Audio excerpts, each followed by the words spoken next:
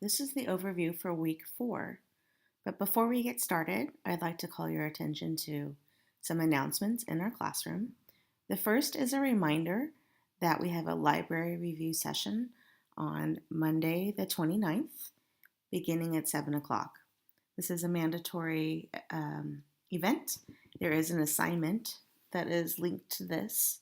It is not exactly the same as the library session that you completed last term. So, as a reminder, it does start at 7 o'clock, and to find the login information, just scroll down to the previous announcement, and here is your link and your directions. I'd also like to point out that the peer review partner assignments have been announced. Here, you'll see that you are paired with somebody who is outside of your research group. That is for the purpose of having fresh eyes and the opportunity to give your peer review partner feedback on something that you are not already familiar with. I did have to make one group of 3 because we have an odd number of students.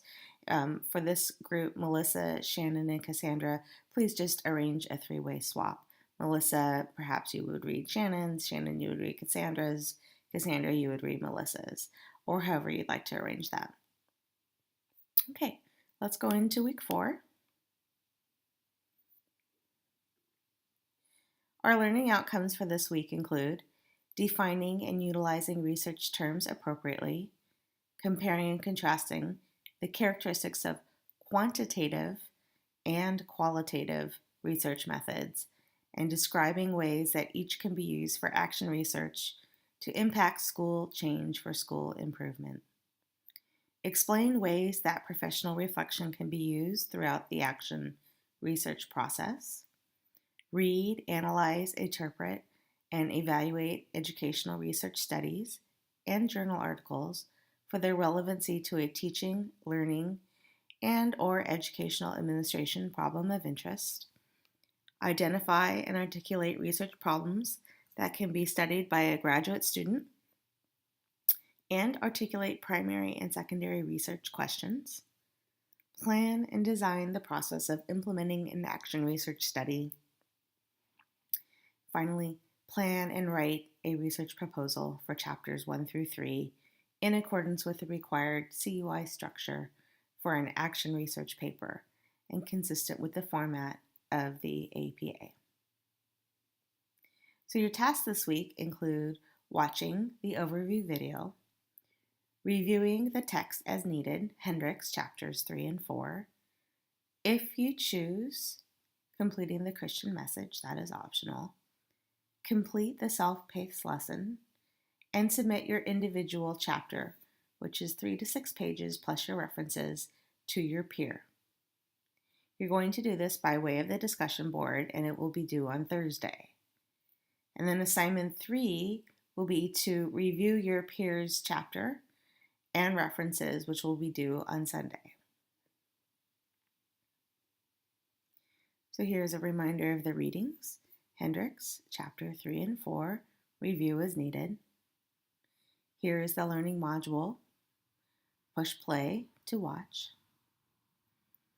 And here's a look ahead.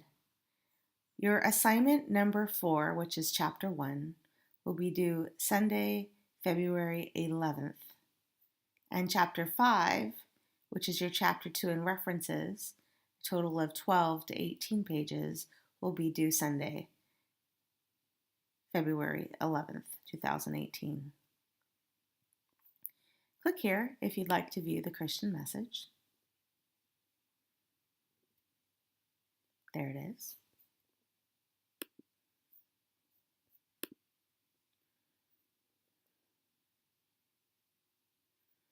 Remember, you're going to do an individual submission.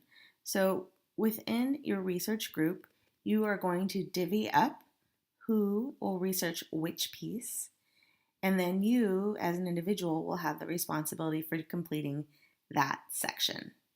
That one section that you do is what you are going to submit for your peer to review.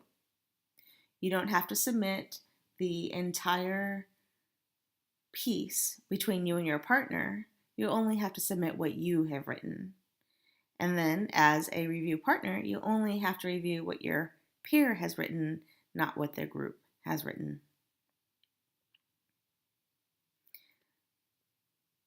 So there's retrieval for peer review and the assignment for the peer review. Your group progress meeting can be completed either on Blackboard or in live session with me. The live session has been helpful for those groups who have chosen to do it that way.